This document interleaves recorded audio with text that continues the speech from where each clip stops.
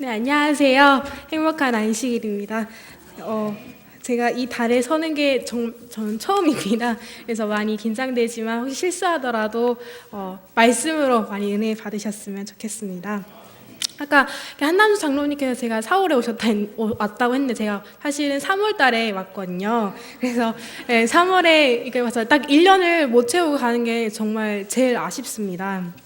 그래서 여기 처음 와서 적응하고 또 학생들하고 이렇게 친해지려고 노력했던 게 진짜 엊그제 같은데 벌써 이렇게 날짜가 다가와서 이 시간이 되었습니다.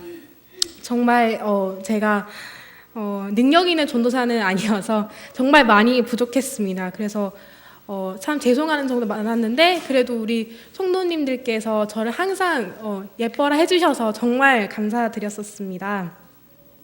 특히 우리 이렇게 정든 학생들과 함께하는 게 마지막이라서 정말 아쉬운데 그래도 언젠가 같은 교회 안에 있으면 또 언젠가 볼 사이니까 많이 아쉬워하지 않으려고 합니다.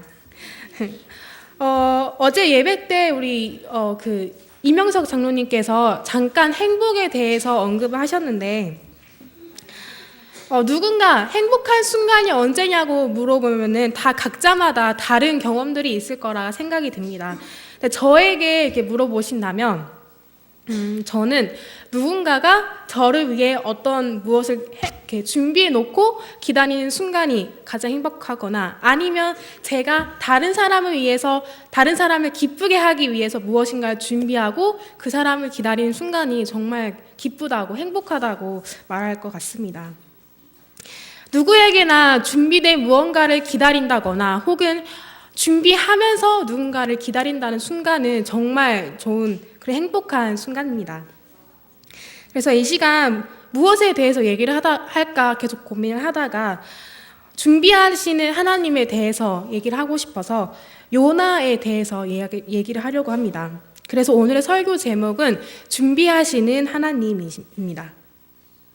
요나와 준비하는 하나님에 대해서 어떤 관련이 있을까 궁금해 하시는 분들이 있으실 텐데, 이 시간이 끝난 이후에는 이런 요나의 하나님이 얼마나 우리에게 은혜로운 하나님이신지 아시게 될 것입니다.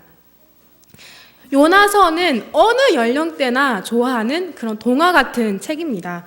그래서 요나를 잘 살펴보면은 평소에 우리가 알던 그런 의미보다는 더 깊은 의미를 우리가 알 수 있습니다.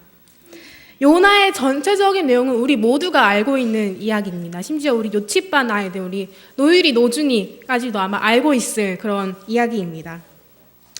요나서의 표면적인 교훈은 이방인들까지도 사랑하시는 하나님이지만, 그것도 정말 중요하고 좋은 내용이지만, 저는 이 시간 다른 초점으로 이 요나서를 이해하려고 합니다. 일단 먼저 요나라는 인물에 대해서 알아보도록 할 텐데요. 1장 1절을 보겠습니다. 요나서 1장 1절입니다. 여호와의 말씀이 아미떼의 아들 요나에게 임하니라 이르시되.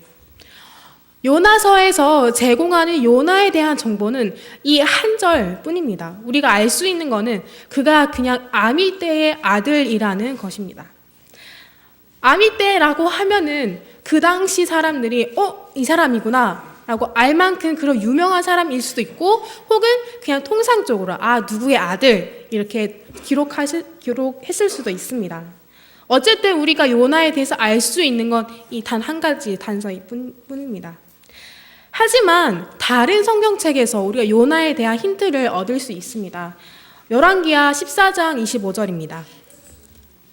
열왕기하 14장 25절을 보시면, 열왕기하 14장 25절입니다. 이런 내용이 나와 있습니다.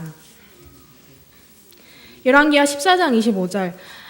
이스라엘 하나님 여호와께서 그 종 가드헤벨 아미떼의 아들 선지자 요나로 하신 말씀과 같이 여로보암이 이스라엘 지형을 회복하되 하맛 어기에서부터 아라바 바다까지 하였으니, 여기에도 아미떼의 아들 요나가 나와 있습니다.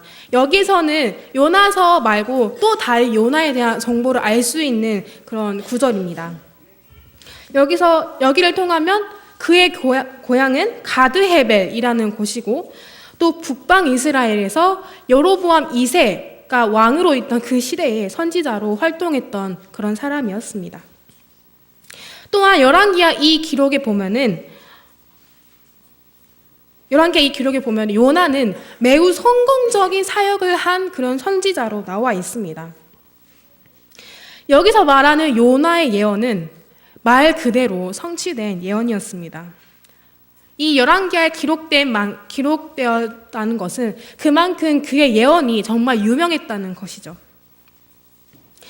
요나의 예언은 여로보암의 위대한 업적을 예언하였고, 또 그거는 그대로 성취되었고, 그로 인해서 요나는 정말 성공적인, 정말 위대한 선지자로 알려졌을 것입니다.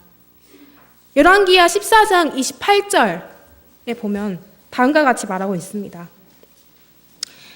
여로보암의 남은 사적과 모든 행한 일과 쌓은 업적과 다메섹을 회복한 일과 이전에 유다에 속하였던 하맛을 이스라엘에 돌린 일은 이스라엘 왕 역대지락에 기록되지 아니하였느냐. 즉 요나의 이러한 예언은 역사서에 기록되었다는 것입니다. 그리고 그의 예언은 역사적으로 성취되었다는 것입니다. 그러나 반대로 우리가 지금 보려고 하는 이 요나서에서는 요나가 선지자로서 모범되지 못함을 말하고 있습니다. 이 열왕기하에서는 정말 위대한 선지자로 나오지만, 이 요나서에서는 그가 실패한 이런 사건을 얘기하고 있는 것입니다. 성경에서는 많은 성경 인물들의 이야기를 다루면서 절대 그의 믿음의 역사만을 언급하지 않습니다. 그들이 행한 그런 믿음 없는 행실들 혹은 실패한 이야기들, 그런 모든 것들을 다 기록해서 후손들에게 교훈을 주고자 함입니다. 그렇게 본다면 요나서의 기록은 사실 그렇게 이상한 기록이 아닙니다. 요나가 성공한 업적도 있지만 물론 그는 사람이기 때문에 실패할 업적도 있기 때문입니다. 하지만 우리가 집중해야 할 사실은 이 요나서의 저자는 요나라는 사실입니다. 과연 어떤 사람이, 그렇게 유명한 사람이 자신의 실패한 업적을 기록으로 남겨서 그렇게 사람들에게 알려주고 싶었을까요? 어떤 유명인도 전혀 자신의 그런 어두운 과거나 어두운 그런 행실들을 알리고 싶어 하지 않습니다. 그렇기에 이 요나서에서는 요나가 이 사건을 통해서 알려주고자 하는 그런 또 다른 사실이 있다는 것입니다. 자, 이제 요나서로 돌아가도록 하겠습니다. 요나서 1장 2절입니다. 요나서는 2절부터 명령하시는 하나님을 기록하고 있습니다. 요나에게 어떤 명령을 내리시는 하나님입니다. 2절은 이렇게 기록하고 있습니다. 너는 일어나 저 큰 성읍 니느웨로 가서 그것을 향하여 외치라. 그 악독이 내 앞에 상달되었음이니라 하시니라. 이 2절은 요나가 앞으로 행할 그 모든 사건들의 발단이 됩니다. 요나에게 주어진 사명은 니느웨에 가서 이 기별을 전하라는 것이었습니다. 사실 많은 선지자들이 이방 나라에 기별을 전하라는 그런 명령을 많이 받았습니다. 그 예로 아모스 선지자는 바벨론 혹은 에돔 지역에 이렇게 기별을 전하라는 명령을 받았고, 또 나훔 선지자는 요나와 같은 그런 니느웨 지역에 전하라는 명령을 받았습니다. 그리고 그들은 그 기별들을 받을 민족이 순종하든지 안 하든지 간에 그 기별을 전하였습니다. 그러나 이 요나서에서는 그러한 선지자의 예와 다른 아주 이례적인 모습이 나타납니다. 선지자가 하나님의 명령을 거부한 그런 사건이 나타난 것이죠. 그 후에 3절은 다음과 같이 시작합니다. 그러나 요나가 여호와의 얼굴을 피하려고 일어나 다시스로 도망하려 하여 욥바로 내려갔더니 마침 다시스로 가는 배를 만난지라. 여호와의 얼굴을 피하여 그들과 함께 다시스로 가려고 배에 삭슬 주고 배에 올랐더라. 제 성경처럼 아마 개역 개정판이라서 다른 분도 약간 다를 수도 있는데 일단 저는 이렇게 읽도록 하겠습니다. 요나에게 하나님이 명령을 내리실 때는 세 가지 명령이 있었습니다. 이 2절에 보면은 동사가 바로 세 가지입니다. 첫 번째는 너는 일어나, 그리고 너는 가서 외치라. 이 세 가지의 명령이 하나님이 요나에게 주시는 그런 명령이었습니다. 이 명령을 듣고 요나는 3절에 일어났습니다. 그러나 그는 여호와의 명령을 불순종하기 위해서 일어났습니다. 이 3절에서는 히브리어 성경에서는 이 그러나라는 표현이 없습니다. 우리 한국말 성경에서만 이 그러나라는 그런 표현을 사용한 것인데, 이거 그러면 히브리어 성경을 글자 그대로 해석하자면 2절에 너는 일어나 그 큰 산 느느웨로 가라 이렇게 말씀한 다음에 3절에 요나가 일어나 라고 바로 이어집니다. 그러니까 요나는 분명히 일어났습니다. 3절에 하나님께서 일어나라고 하신 대로 순종하는 것처럼 3절에 일어났습니다. 그러나 요나는 하나님이 가라고 하신 방향과 다른 다시스로 향한 것입니다. 하나님의 말씀에 순종하는 듯 요나는 일어났으나 그 길은 바로 불순종의 길이었던 것입니다. 그래서 그는 3절에 욥바로 내려갔습니다. 다시스로 가기 위해 욥바로 간 것입니다. 다시스는 저기 스페인 남부 쪽에 있는 그런 도시인데 지금은 탈테소스라고 불리고 있는 그런 도시입니다. 그 욥바는 그 항구 도시인데 지금 세계에서 가장 오래된 도시 중에 하나라고 우리가 알려지고 있는 도시입니다. 그리고 현재는 자파라고 이 도시가 불리고 있습니다. 요나는 함께 다시스로 가려고 성과를 주고 배에 올랐습니다. 사실 여기서 우리가 기억해야 할 점은 그가 먼저 욥바로 내려갔다라는 표현을 여러분이 잘 기억하셔야 하는데, 여기서 배에 올랐더라, 3절의 끝에 배에 올랐더라, 이 표현은 사실 히브리어로 내려갔다라는 의미를 가지고 있습니다. 이 구절을 정확하게 해석하자면 그가 다시스로 가려고 성과를 주고 배에 내려갔더라라고 해석할 수 있습니다. 그러니까 항구가 높고 배가 그 밑에 있는데 사다리를 타고 항구에서 배를 타러 내려간 것입니다. 요나는 욥바로 내려갔고 또 욥바에서 배로 내려간 것입니다.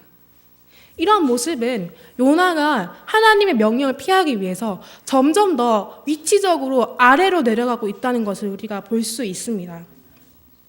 하나님께서 주신 그런 사명을 무시하고 불순종하고 밑으로 점점 내려가는 모습을 보여주고 있는 것입니다. 5절은 배에 타고 있는 요나를 기록합니다. 사공들이 두려워하여 각각 자기의 신을 부르고 또 배를 가볍게 하고 그 가운데 물건을 바다에 던지냐. 그러나 요나는 배 밑층에 내려가 누워 깊이 잠이 든지라. 그는 욥바로 내려가서 배로 내려간 다음에 그 배 밑층에서 잠을 자고 있었습니다. 그가 점점 그 상황이 점점 밑으로 내려가고 있음을 우리는 알 수 있습니다. 그가 배에서 잠을 자는 동안 하나님께서는 큰 바람을 바다 위에 불게 하셨습니다. 그래서 그 배에 탔던 모든 사람들은 죽을 위기에 처했고 구원을 얻기 위해서 각자 자기의 신께 살려달라고 빌기 시작했습니다. 그래도 바람이 잠잠해지지 않자 이 모든 것이 누구 때문인가 알기 위해 제비뽑기를 하였습니다. 그때 배 밑층에서 자고 있던 요나가 뽑혔습니다. 그래서 요나는 자신이 지금 무엇 때문에 다시스로 가고 있는지 다 설명하였습니다. 그리고 자신을 바다에 던지면 이 모든 폭풍들이 잔잔해질 것이라 얘기하였습니다. 하지만 그 사람들은 바로 던지지 않았고 자신들의 최선의 노력을 다하여 배를 구원하려고 하였습니다. 하지만 결국 그게 실패하자 결국 요나는 바다로 던져지게 됩니다. 여기서 요나는 배 밑층에서 또 바다 속으로 들어가게 되었습니다. 그 이후로는 많은 분들도 알고 계시듯이 하나님께서 한 물고기를 정하셔서 요나를 삼키게 하였습니다. 그가 그 물고기 뱃속에 3일 동안 있게 되었고 그가 그곳에서 회개하고 기도하였습니다. 그 기도의 내용이 요나서 2장인데 그 요나서 2장 6절에 보면은 다음과 같은 내용이 나와 있습니다. 2장 6절에는 내가 산의 뿌리까지 내려갔사오며 땅이 그 빗장으로 나를 오래도록 막았사오나 나의 하나님 여호와여 주께서 내 생명을 구덩이에서 건지셨나이다. 그는 자신이 산의 뿌리까지 내려갔다고 말을 합니다. 즉 요나의 위치적인 그런 하향은 욥바에서 시작하여 욥바, 배, 그리고 배 밑층, 바닷속, 물고기 속, 그리고 또 물고기 속을 자신이 산의 뿌리까지 내려갔다고 말하는 것입니다. 하나님의 명령에 불순종했던 그 요나는 점점 더 밑으로 내려가는 것입니다. 요나는 하나님의 낯을 피하여서 점점 더 밑으로 내려갔습니다. 이 얼마나 어리석은 행동인가요? 하나님은 어디에나 계시는 하나님이십니다. 산의 뿌리에도 계시는 분이 바로 하나님이십니다. 하지만 요나는 그것을 피하려 자꾸만 밑으로 갔던 것입니다. 우리가 이렇게 요나에 대해서 공부한 것은 요나는 겉으로 나온 의미보다 더 깊은 의미를 가지고 있고 사실은 요나는 문학적으로 아주 뛰어난 책입니다. 히브리어 성경에서 보면은 이 요나서는 정말 문학적으로 아름다운 색임을 우리는 알 수 있습니다. 요나는 그의 이름의 뜻은 바로 비둘기입니다. 시편 74편 19절에는 다음과 같은 노래가 있습니다. 주의 맷비둘기의 생명을 들짐승에게 주지 마시며 주의 가난한 자의 목숨을 영영히 잊지 마소서. 주의 맷비둘기의 생명을 들짐승에게 주지 마시며, 이 내용은 여호와 하나님께서 이스라엘을 보호해달라는 그런 기도의 내용입니다. 이 시의 저자는 아삽인데, 아삽은 이스라엘을 맷비둘기, 그러니까 산비둘기로 표현하고 있습니다. 이스라엘을 표현하는 동물 중에 하나가 바로 비둘기인 것이죠. 요나는 비둘기라는 이름의 뜻을 가진 선지자였습니다. 그래서 요나는 상징적으로 이스라엘 민족을 대표하는 그런 사람임을 우리가 알 수 있습니다. 요나서의 내용은 이스라엘 백성들이 자신이 받은 사명을 어떻게 성취해 나가는가에 대한 의미를 내포하고 있는 책이기도 합니다. 이스라엘은 그들에게 주신 하나님의 사명을 잘 이행하지 못하였습니다. 그래서 그 사명이 지금 우리에게 넘어온 것입니다.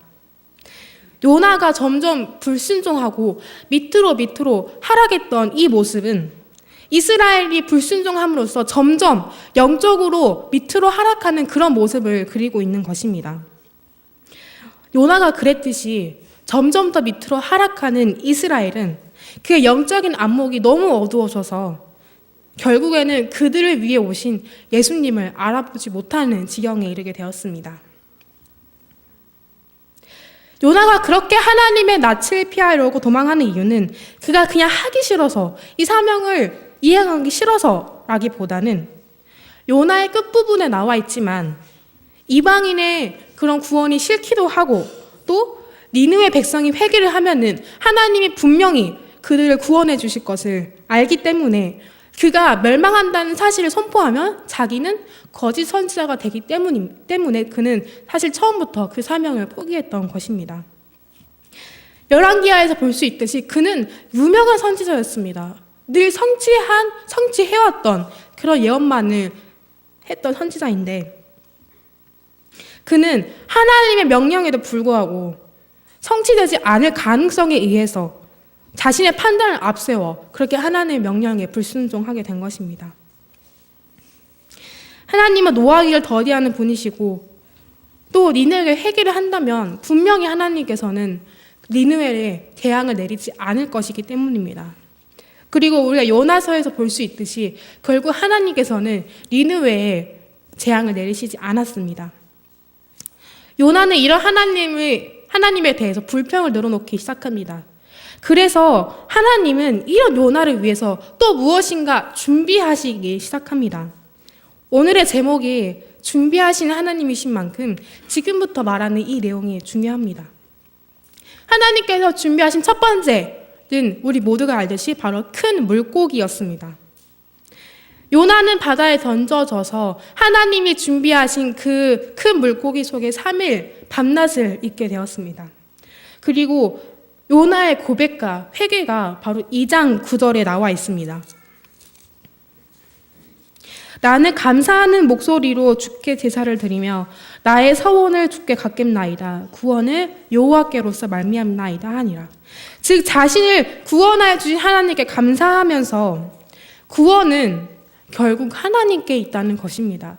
하나님이 미리 준비하신 그런 큰 물고기로 죽을 뻔한 자신을 구원하려 하신 그 하나님의 섭리에 대해서 감사하는 목소리인 것입니다. 요나는 이렇게 하나님의 준비하심으로 다시 하나님께서 계획하신 길을 걷기 시작합니다. 요나가 물고기 뱃속에서 보냈던 그 3일은 요나의 인생에 있어서 터닝 포인트일 것입니다. 즉 자신 인생이 바뀌어질 만한 그런 사건인 것입니다. 자신만만하고 교만했던 요나가 자기 자신의 판단보다는 하나님의 명령에 순종하고 또 오직 구원은 여호와께만 있음을 깨달을 수 있었던 것입니다. 하나님께서 물고기를 준비하심으로 그는 이러한 터닝 포인트를 맞이할 수 있었습니다. 요나가 물고기 사건을 계기로 다시 돌이켜 하나님께서 명령한 사역을 시작하였습니다. 그의 사역은 매우 성공적이었습니다. 왕부터 시작해서 모든 백성들, 모든 가축들, 그 모든 것들이, 모든 사람들이 회개하고 겸비하여서 하나님께 회개하기 시작하였습니다. 그리고 결국 하나님께서는 재앙을 그들에게 내리지 않으셨습니다. 그러나 요나는 이에 대해서 정말 이상하게 불평을 하기 시작합니다. 4장 1절에 보면은 짧은 성경절이 요나를 설명하고 있습니다. 요나가 매우 싫어하고 성내며 노하여 여호와께 이르되, 요나는 하나님께 대하여 매우 싫어하고 화를 내기 시작했습니다. 그러면서 다시 자신이 왜 니느웨를 가지 않았는지 설명하기 시작한 것입니다. 하나님께서 니느웨 백성들을 구원하신 이 일이 과연 요나가 이렇게까지 화가 날 만한 일이었을까요? 물론 그는 유대인으로서 이방인의 구원이 싫기도 하였지만 이 정도로 화를 내는 것은 이 사건을 읽는 모두가 이해되지 않는 부분입니다. 사실 요나는 엄청난 트라우마를 가진 사람이었을 것입니다. 일단 그는 바다에 빠져 죽을 뻔한 사람이었습니다. 그리고 그가 물고기 뱃속에 3일 동안 있었던 이 사건은 일반적인 사람은 결코 경험할 수 없는 매우 특별한 사건이었습니다. 이러한 경험을 한 요나는 분명히 죽음에 대해서 강한 트라우마를 가지고 있을 것으로 생각합니다. 트라우마라는 것은 인상에 깊이 남는 사건이 그때 느낀 그 정서적인 느낌이 유사한 사건이 발생했을 때 그 똑같은 정서적인 느낌을 받는 것을 말합니다.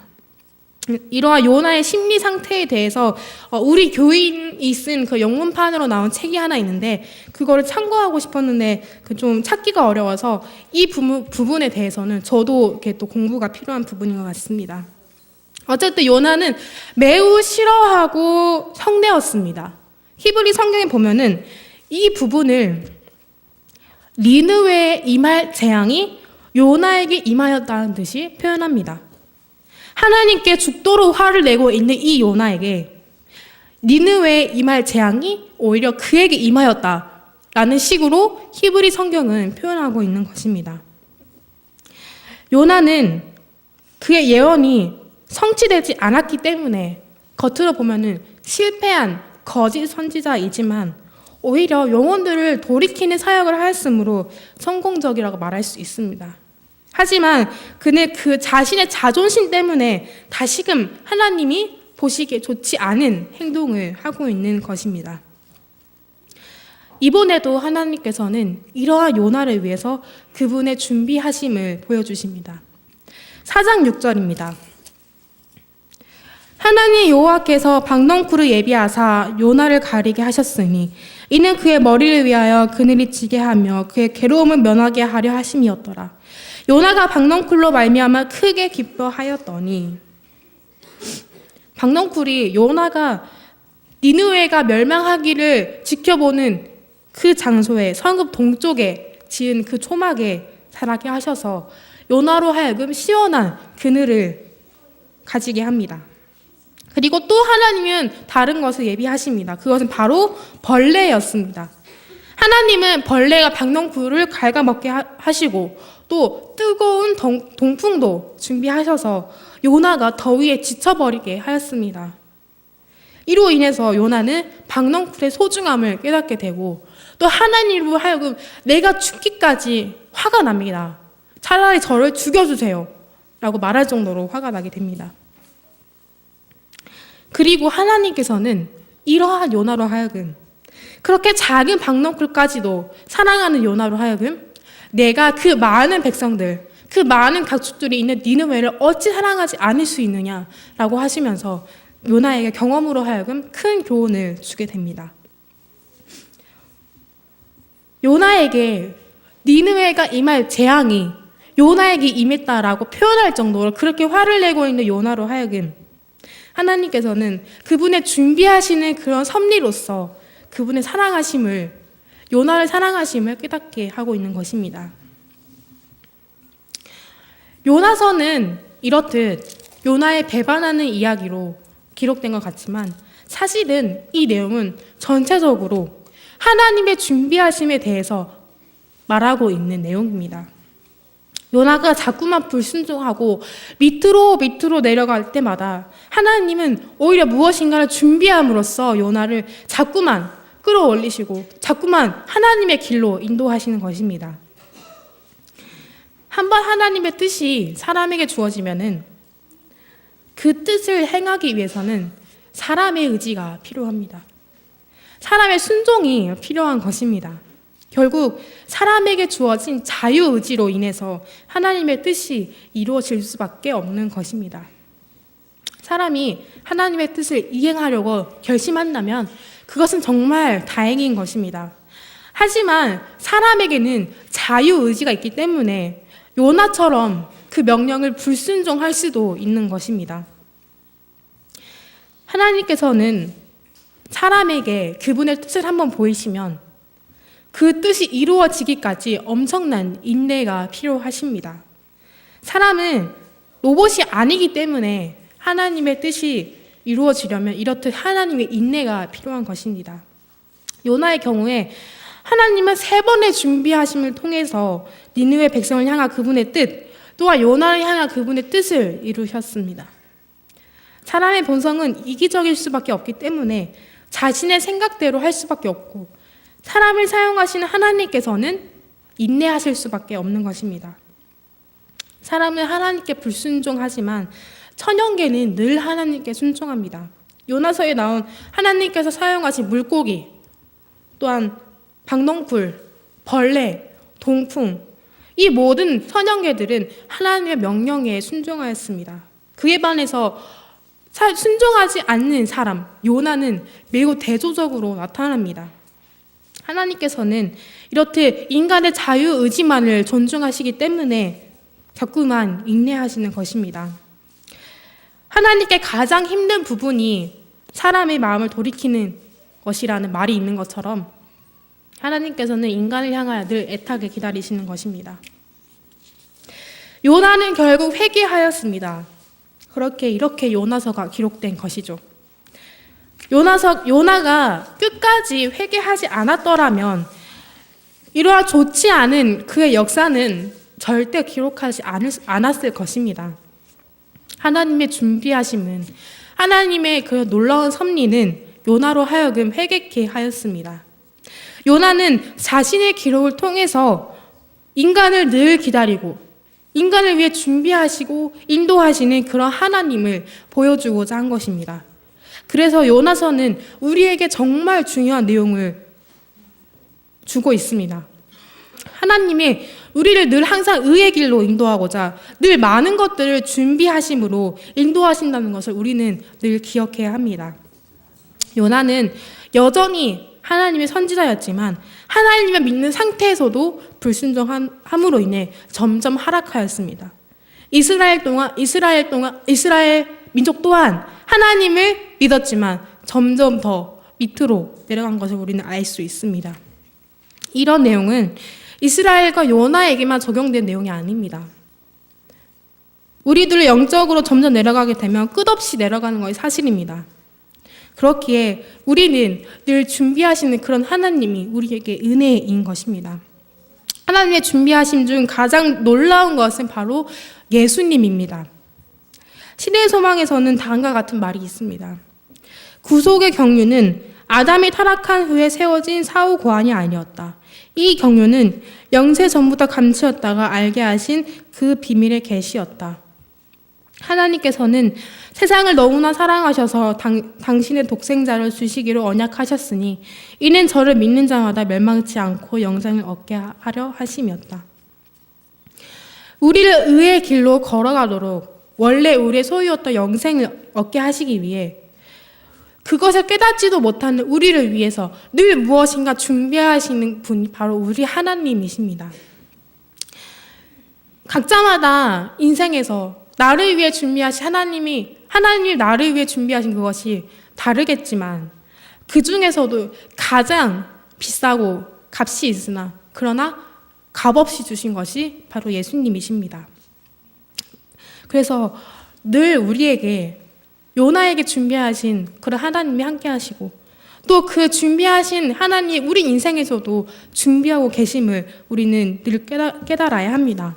그래서 매일 매순간 큰 은혜가 우리와 함께 있음을 우리 언제나 느낄 수 있는 우리 안산교회 식구들이 되었으면 좋겠습니다. 감사합니다.